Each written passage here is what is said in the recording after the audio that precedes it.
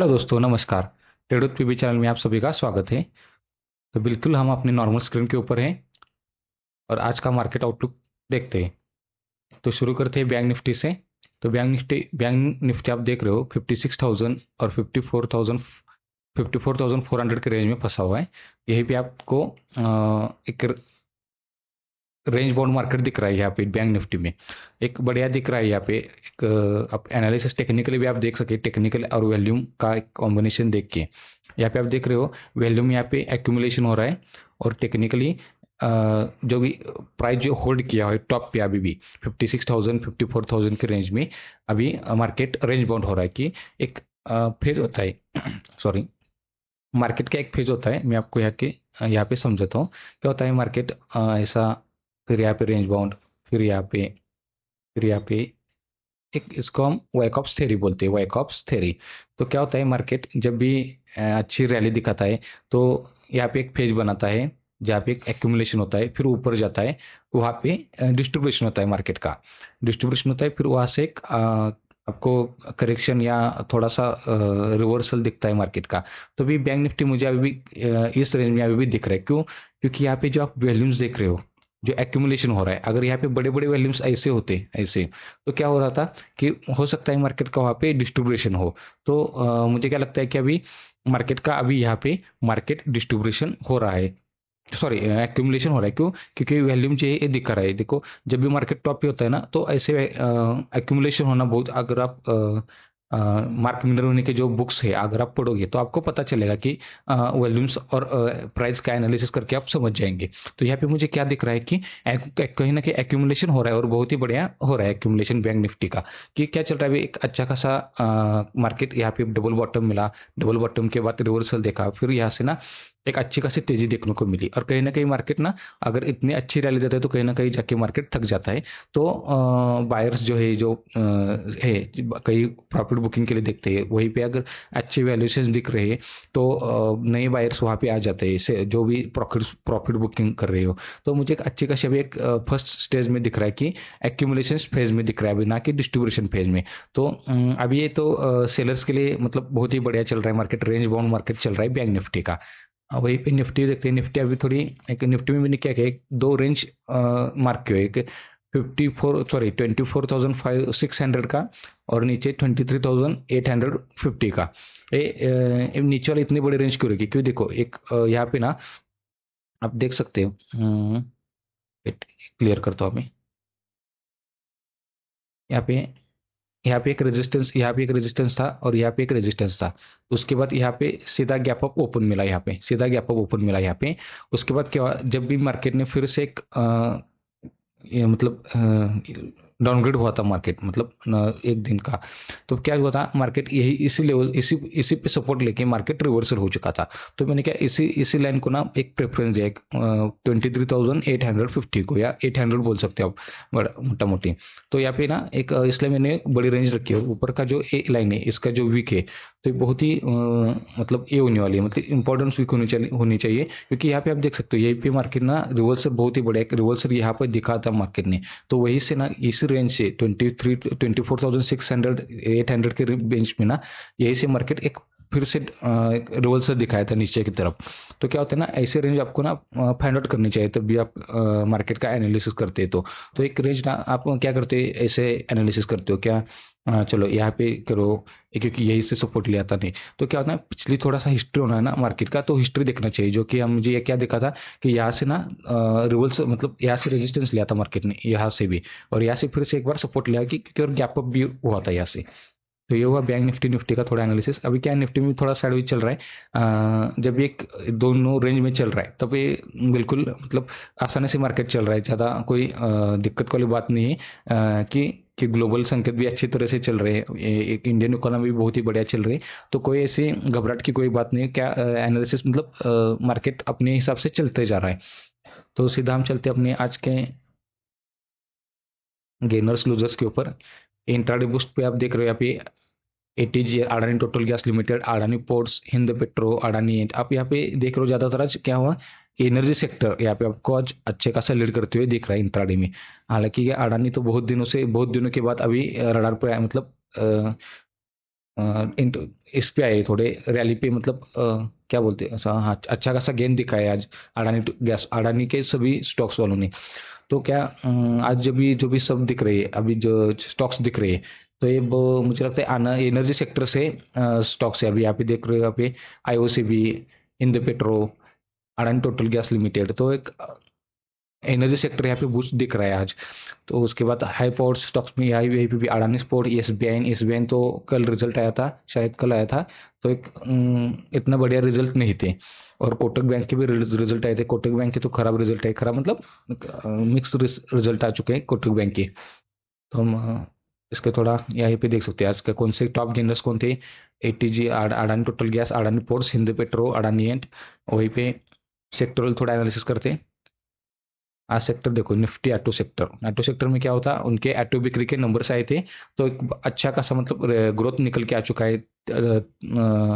पिछले मंथ से 3% अच्छे खासे व्हीकल्स बिके हुए, तो बूस्ट रहता है। और कहीं ना कहीं आपको देखना चाहिए, जब भी ऑटो मतलब एक इकोनॉमी जो होती है ना, कौन से भी देश की इकोनॉमी ऑटो सेक्टर पे बहुत निर्भर होती है।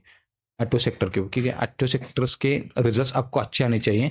क्योंकि क्या होता है, जब भी ऑटो सेक्टर्स के रिजल्ट्स अच्छे आते हैं, तो आपके क्या होता है, खरीदारी मिलती है, खरीदारी से क्या होता है, फाइनेंस चलता है, फाइनेंसिंग से सीधा ऑटो एंसिलर की कंपनी चलते हैं, फाइनेंसिंग कंपनी चलते हैं। उसके बाद पेट्रोलियम मतलब एनर्जी सेक्टर चलता है। तो ऑटो सेक्टर बहुत ही एक इंडियन सॉरी कौन से भी देश की इकोनॉमी के लिए ऑटो सेक्टर बहुत ही बढ़िया होता है। अभी जब भी देखो, जब भी ऑटो सेक्टर में आपको ना गिरावट दिखेगी, तो ऑटोमेटिकली आपको इकोनॉमी भी कहीं ना कहीं थोड़ी दिक्कत में दिखेगी उस देश की। तो ऐसा नहीं होता टोटली, मतलब जो भी ऑटो सेक्टर, क्योंकि ऑटो सेक्टर से देखो फाइनेंसिंग सेक्टर चलता है, पेट्रो एनर्जी सेक्टर चलता है, खुद ऑटो एंसिलरी सेक्टर चलता है, उस जिससे कि आप जो भी रोजगार वगैरह निर्मित होता है ऑटो एंसिलरी कंपनी वालों से। तो बहुत ही बड़ा इफेक्ट होता है एक इकोनॉमी का ऑटो सेक्टर का। तो हमेशा आपको ना ऑटो सेक्टर का हमेशा स्टडी करता रहना चाहिए, हमेशा ऑटो सेक्टर का बहुत ही मतलब क्लोजली आपको वॉच आउट होना चाहिए हमेशा ऑटो सेक्टर का। तो उसके बाद ऑटो सेक्टर में आज देखते हैं कौन कौन लीडर थे। यहाँ पे देखो एम का आज तो महिंद्रा महिंद्रा के तो रिजल्ट आ चुके हैं, तो बढ़िया रिजल्ट आ चुके हैं, गाइडेंस भी बहुत अच्छा आ चुका है। टीवीएस मोटर्स के भी कल बहुत ही अच्छे रिजल्ट, मतलब फ्राइडे को अच्छा रिजल्ट, शायद थर्सडे को आया था, अच्छे रिजल्ट आया है टीवीएस मोटर का। तो ये होता है कि अच्छे खासे रिजल्ट आ रहे हैं, तो सपोर्ट मिलेगा अच्छे, जब भी टैरिफ वॉर के बाद जो राहत मिली है ऑटो सेक्टर को भी। टाटा मोटर्स का भी जो एक न्यूज़ आया है यहाँ पे आज, हालांकि दिख नहीं रहे, लेकिन टाटा मोटर्स, हाँ, टाटा मोटर्स भी एक न्यूज़ है कि जेएलआर का फिर से वो बिक्री चालू कर रहे हैं अमेरिका में। तो क्यों उन्हें टैरिफ वॉर की तरफ वजह से उन्हें मतलब शटर किया था, बंद किया था कुछ दिनों के लिए, तो फिर से वो चालू कर रहे हैं। तो ये होता है, थोड़ा सा अब रिलीफ मिलेगा तो ऑटो सेक्टर को ना, तो बढ़िया रहेगा इकोनॉमी के लिए भी। तो आज ऑटो सेक्टर एक लीडर था। उसके बाद एनर्जी सेक्टर था। एनर्जी सेक्टर में ये देखो, हिंद पेट्रो, अडानी ग्रीन, आईओसी, फिर से आईजीएल वगैरह, मतलब सब स्टॉक्स यहाँ पे दिख रहे। तो कहीं ना कहीं ना जब भी एक बड़ा इम्पैक्ट इसका था कि किसका, क्रूड ऑयल का। जब भी क्रूड ऑयल नीचे आएंगे, आज लगभग मुझे मेरे ख्याल से $4 नीचे आ चुका है कल से। तो एक ऑयल कंपनीज के लिए बहुत ही बढ़िया न्यूज़ क्यों होती है, न्यूज़ कि उनका ओपीएम बढ़ता है, क्या होता है, ऑपरेटिंग प्रॉफिट मार्जिन बढ़ता है। जब भी क्रूड ऑयल के दर नीचे आते हैं, तो ऑयल कंपनी है, तो उनके ना ऑपरेटिंग प्रॉफिट मार्जिन बढ़ते हैं। क्या होता है, उनके जो आप जब भी बैलेंस शीट या सॉरी उनके रिपोर्ट्स पढ़ेंगे, तो आपको पता चलेगा क्या मुझे कैसा होता है क्या नहीं, तो आपको समझ आएगा। तो हमेशा आपको ना क्रूड ऑयल के ऊपर ध्यान देना चाहिए कि अभी क्रूड ऑयल, हाँ, आपके एक सीख मिलती है, जब भी क्रूड ऑयल नीचे होता है तो कौन से कंपनी को फायदा होता है, कौन से नहीं, ये आप खुद आपको स्टडी करना चाहिए। जैसे कि अभी क्रूड ऑयल पे कौन से ज़्यादातर पेंट्स को, बहुत ही पेंट्स मतलब एविएशन कंपनी और पेंट कंपनी, तो बहुत ही बढ़िया। हम उनको आप देख रहे हो ना, इंटरग्लोब एविएशन का आप खोल के देखो कहाँ से मतलब कहाँ गया, कितना अच्छा 20% रिटर्न दिया पिछले 1.5-2 महीने में। तो क्या होता है ना, जब भी क्रूड ऑयल नीचे आता है ना, तो ऐसे कंपनी को आपको ना एक मार्केट एनालिसिस होना चाहिए। जब भी क्रूड ऑयल का क्या इफेक्ट होता है, जब भी मतलब एनर्जी सेक्टर का क्या इफेक्ट होता है, आपको ना ऐसा एनालिसिस करना हमेशा आपको ये नहीं कि ऐसा टेक्निकल एनालिसिस आप जाके किया और स्टॉक्स में एंट्री ली, आपने एंट्री ली, और आपके स्विंग हो या कुछ इन्वेस्टर्स हो, इन्वेस्टमेंट के लिए, तो ऐसा नहीं देखना चाहिए। हमेशा आपको ना, जब भी स्विंग करते हो या कुछ करते हो, तो आपको एक प्रॉपर एनालिसिस होना चाहिए कि अरे हाँ, अरे यार अभी क्रूड ऑयल नीचे आ चुका है तो कौन से कंपनी को फायदा मिल सकता है। ऐसा नहीं कि हमेशा ही अपने एक ही तरफ जाओ कि अब नहीं, मैंने इस स्टॉक में पैसा बहुत ही छापा है तो उस सिर्फ उसी एनालिसिस के ऊपर मैं इस कंपनी में उसी उसी टेक्निकल एनालिसिस से ही मैं पैसा को, नहीं ऐसा नहीं होता। लेकिन क्या, आपको जब भी स्विंग करना है या कोई करना है तो ऐसे जब भी एक एनालिसिस करना चाहिए ना, तो इस वजह से इस तरह आपको एक एनालिसिस करना है कि अब क्रूड ऑयल नीचे आ चुका है तो कौन से कंपनी को फायदा होगा। तो वहां से जाके हाँ, मतलब Q1 में कौन से कंपनी ने अच्छे खासे प्रॉफिट दर्ज किया या अच्छा खासा रिटर्न दिया है Q2 में, तो यह थोड़ा आपको एनालिसिस होना चाहिए। तो मुझे लगता है कहीं ना कहीं अभी जब भी बैंक निफ्टी चल रहा था तो बैंक निफ्टी के बाद अभी एनर्जी के ऊपर थोड़ा सा फोकस होना चाहिए। उससे फोकस में उसमें भी ना, एनर्जी सेक्टर में खास करके गैस कंपनीज जो कि आईजीएल, एमजीएल, जो गुजरात गैस जो दिख रहे हैं ना, तो मुझे लग रहा है कि अब उसके तरफ थोड़ा फोकस होना चाहिए कि गैस कंपनी की तरफ जो अच्छा खासा यहाँ से एक मतलब गेन दिखा सकता है कि एक स्ट्रांग पोजीशन में दिख रहे। क्यों दिख रहे कि मुझे कहीं ना गैस कंपनी जो ना एक फंडामेंटल्स भी बहुत अच्छे दिख रहे हैं। आप यहाँ पे देख सो, मैंने एमजीएल खोला हुआ है, ये कोई बाय और सेल की रिकमेंडेशन नहीं। जब भी आप स्टॉक्स देखते हो ना तो उसका फंडामेंटल खुद एनालिसिस करना चाहिए। मुझे देखो पूरा मैं आपको स्टॉक्स पे, यहाँ पे इंट्रिंसिक वैल्यू, डेप्ट इक्विटी और आरओसी और आरओई, ये दो जो फैक्टर्स में देखता हूँ ना, और उसके बाद थोड़ा सा उससे नीचे आ जाऊंगा ना, तो ए, जो भी ए देखता हूँ मैं, ये पूरा, ये बहुत ही मतलब इंपॉर्टेंट चीज होती है जब भी एनालिसिस करता हूँ। तो यहाँ पे पूरा दिखता है ना, compound sales growth, compound profit growth, stocks price CAGR. तो उसके बाद सीधा हम जाएंगे कैश फ्लो के ऊपर। तो आप देख रहे हो तो कैश फ्रॉम ऑपरेटिंग 1563 करोड़, मतलब बहुत ही बढ़िया, मतलब कैश फ्लो फ्रॉम ऑपरेटिंग है। तो मतलब ऐसे स्टॉक्स ना आपको अच्छे दिखते हैं और अच्छे प्राइस के ऊपर आप देख रहे हो यहाँ पे अभी मिल रहे। पी रेशियो भी अभी लोग 15-16 का, अभी वो काफी अच्छी मार्जिन 20 तक के अभी भी मतलब मार्जिन मिला है पी अभी इस चार्ट के हिसाब। तो उसके बाद प्राइस अब यहाँ पे देख रहे हो, मैक्स भी थोड़ा सा क्लोज करते हैं हाँ। तो यहाँ पे आप देख सो नीचे भी अभी राउंडिंग चल रहा है, यहाँ पे बॉटमिंग आउट चल रहा है यहाँ पे। तो ऐसे स्टॉक्स के ऊपर आप खुद एनालिसिस करना चाहिए अभी कौन सा सेक्टर चल रहा है। अभी मैं जैसे बोला मैंने अभी कि एनर्जी सेक्टर, तो उसमें क्या, गैस, गैस में थोड़ा सा जो अच्छे वैल्यूएशन है या नीचे अभी मिल रहे हैं तो उनके ऊपर आपका फोकस होना चाहिए। तो हम थोड़ा मनी फ्लक्स के ऊपर जाते हैं। यहाँ पे देखो, अडानी एंटरप्राइजेस, अडानी पोर्ट्स और कोटक बैंक यहाँ पे आपको लूजर दिख रहा है। Adani ports and Adani enterprises आपको लीडर दिख रहा है। बैंक निफ्टी में आपको हो या कोटक बैंक लूजर दिख रहा है। फिर निफ्टी श्रीराम फाइनेंस लीडर दिख रहा है, चोला फाइनेंस और कोटक बैंक है यहीं पे भी वही सेम। मिड कैप में आपको Hind petrol related to energy sector, यहाँ पे आपको पॉलीकैप, हाँ पॉलीकैप का मैं बताता हूँ।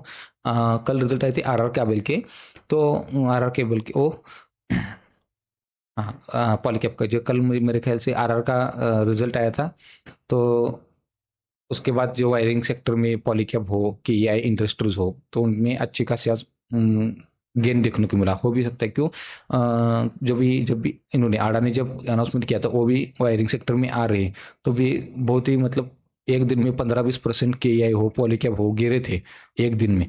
तो उसके बाद क्या होता, थोड़ा सा स्टेबलाइज हुआ। अब एक्चुअली सेक्टर का जो इंडस्ट्री होता है तो पीयर से, तो उनके अच्छे रिजल्ट्स आ रहे हैं, तो कहीं ना इंडस्ट्री के ऊपर वो रिफ्लेक्ट होता है आपको। जैसे पॉलीकैप हो, के आई इंडस्ट्रीज हो, तो आज उनके ऊपर रिफ्लेक्ट हो चुका है जो भी के आर आर का जो रिजल्ट आ चुका है वो। तो ये मार्केट में ऐसा ही चलता रहता है क्योंकि ना इंडस्ट्री के ऊपर आपको अच्छे खासा ध्यान आपको देना चाहिए।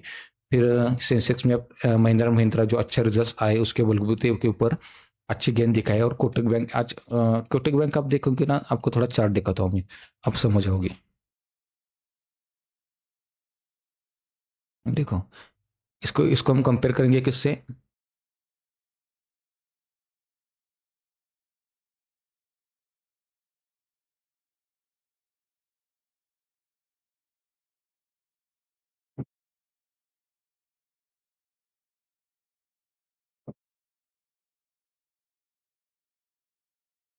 क्या हो रहा है, कंपेयर क्यों हो रहा है।